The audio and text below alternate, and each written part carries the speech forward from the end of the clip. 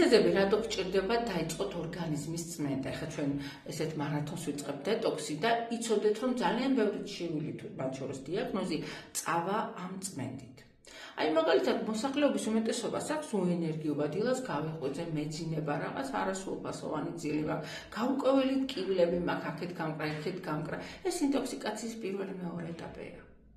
მესამე ეტაპია მაგალითად ალერგიებს რო ვეძახით, ანუ პრობლემები იწყება კანზე თუ სასუნთ გზებზე.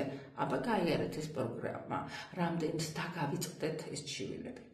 როცა უკვე წავიდა შემართებელ ქსოვილში, მაგალითად სვალი, სახსარი, ხრტილი და მყესი, ეს უკვე ტკივილის ფორმით გამოიხატება.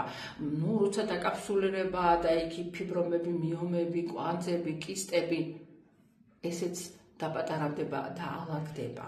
მიზეზი არის დაგროვილი შლაკები და ტოქსინები, ხო და გაიწმინდა და ეს ყველაფერი თავისთავად დაგავიწყდებათ.